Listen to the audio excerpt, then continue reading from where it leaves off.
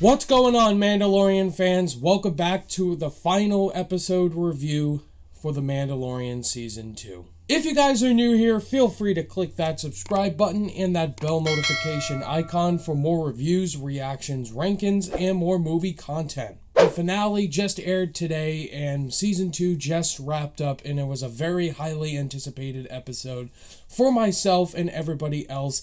We were very highly anticipating and wondering what was going to happen in this episode, and a lot happened. And we're going to get right into that. Full-on spoilers, guys. If you haven't seen the episode, go watch it on Disney Plus right now. Chapter 16, The Rescue, was directed by Peyton Reed, his second episode in the season. And in this episode, the Mandalorian and his crew go to Moff Gideon's ship and try to save Grogu, aka Baby Yoda, as well as the Darksaber from Moff Gideon. And they have to face him as well as his Dark Trooper army. Man, oh man, this season finale was bonkers. It was full of just surprising moments from left, right, and center, and it was amazing. This was a fantastic season finale to Season 2. I loved it. It was emotional as well, man. We'll get to that, man. It's very emotional towards the end, as well as action-packed and just awesome. So the episode opens up and Mando, Boba Fett, Fennec, and Cara Dune are out shooting this Empire pod, and they break into it and try to get information of where Moff Gideon is and where Grogu is on his ship. And so in order to break into Moff Gideon's ship, they have to try to come up with this plan to shoot this pod, Empire pod, and break into the ship and try to get Grogu. But before they go on their quest, Mando and Boba Fett decide to recruit Bo-Katan and her counterpart once again to help them on this mission, and we kind of expected Bo-Katan to return because she wants Moff Gideon, she wants the Darksaber, and she and her counterpart are the perfect people to recruit on this mission to try to get that mission accomplished. There's a little bit of beef between all four of them. There's a little fight that goes on, and it's just cool to see that attitude and swagger from Boba Fett and Bo-Katan. So they get the information of where Grogu is located on Moff Gideon's ship, and they come up with a plan to try to have Boba Fett shoot down the pod while they're driving it, so that way the Empire sees it's one of their ships. And so they open the pod, they say, "Don't go in yet!" And then they go right in, and then they start to shoot up a bunch of stormtroopers. And then Mando goes in by himself to try to find Grogu. A lot of action sequences going down, a lot of cool gun shooting sequences. You see Bo-Katan using her great abilities, and Fennec as well being a badass. And Cara Dune just taking stormtroopers down with no effort at all. And Moff Gideon deploys the Dark Troopers. And so we see those Dark Troopers get out of their pods and line up in formation, and they're ready to battle. Mando doesn't want them to get out, so he tries to close the door, but one does get out, and he beats the crap out of Mando a few times, and then Mando comes back, and then he finds a way to try to get all the rest of those Dark Troopers out of there. And so he opens up the door, and they basically go flying out into space. And after that moment, I was like, are you kidding me? There's no way Jon Favreau and Dave Filoni would just waste the Dark Troopers like that, because the Dark Troopers were a very interesting concept they brought into this season. It's Moff Gideon's army that seemed like they were going to be unstoppable and reckless. And there's just absolutely no way they would Last Jedi us like that. And I was pretty pissed, but we'll get back to them. Mando goes try to find Grogu, and he does, but he sees Moff Gideon in there with him with the Darksaber up to his chin, about to killing him. And Moff Gideon's basically like, put your weapon down, and they have this talk, this conversation. Mando's like, I just want the kid, alright? I don't want the Darksaber. Bo-Katan wants it, and brings up Bo-Katan. They have this conversation. Moff's like, alright, you could take the child. I have what I need. I got his blood. I made my Dark Trooper army. Now get out of here so I don't kill you. And so Mando does what he says, but of course Moff Gideon attacks him. They have this fight, and going into this fight, I was wondering when it was going to happen. I obviously knew Moff Gideon was going to use his Darksaber, and Mando was going to use his spear. They were going to fight each other. But I was a little bit let down with how short the fight was. I was hoping Moff Gideon would put up more of a fight, but Mando does beat him in an instant. So Mando gets Grogu, has Moff Gideon by hostage, locked up. Everybody's in this one room. They're trying to find different things.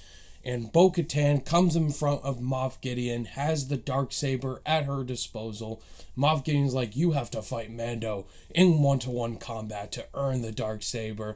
But then the whole episode just changes. And then we see the Dark Troopers flying back in, and I'm like, okay, there's no way they would do that to us. And then Moff's like, you have to fight those on your own.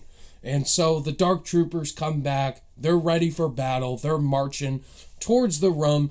And then they're beating down the door, and you think all hope is lost, like our heroes are outmatched, like there's no way we're going to beat these Dark Troopers. But then, Jon Favreau throws us a curveball. We see an X-Wing fly right outside of the building, and I'm like, is this the Jedi that they've been hinting at us? Are they actually going this route? So we see a hooded figure walk in. He pops out a green lightsaber, and I automatically said, is that Luke?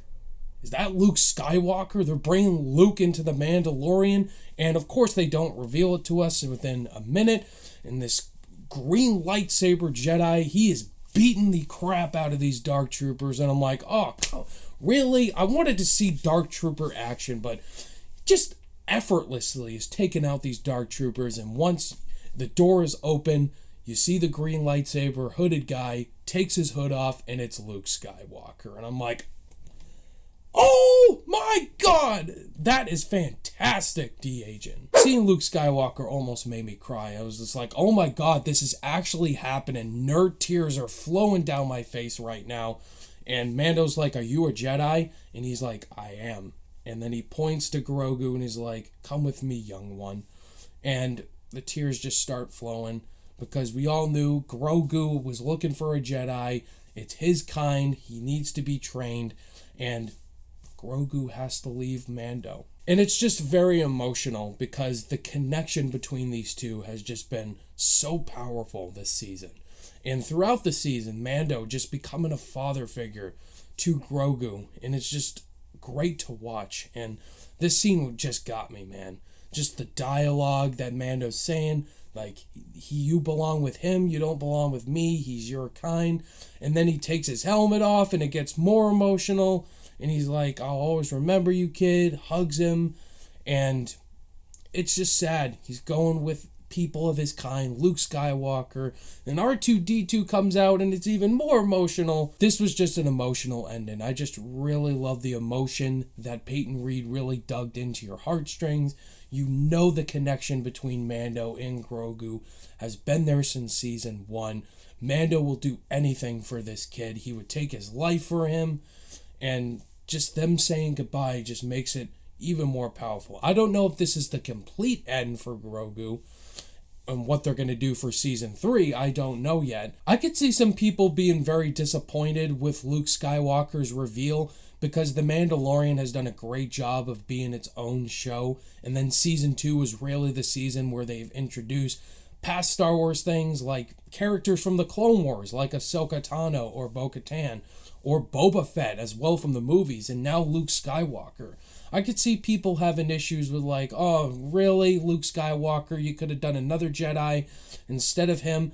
I could see those issues, but I definitely disagree because they really dived into it very well. So then the episode ends, and it doesn't show the artwork like it usually does, which is a first, and then you think it's over, but we get another scene. I'm like, there's more?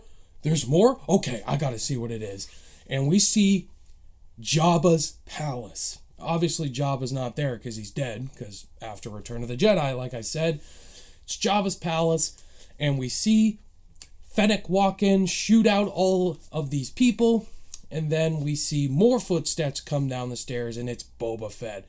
And they're like, Bobo, you're alive! And then he freaking kills him. Boba Fett back in Jabba's palace, and Fennec with him, and then we see the end title. Boba Fett basically getting his own series coming out next year, December 2021. So yeah, guys, that was my thoughts on the finale to season 2. What do you guys think of the finale to season 2? Did you love it like me?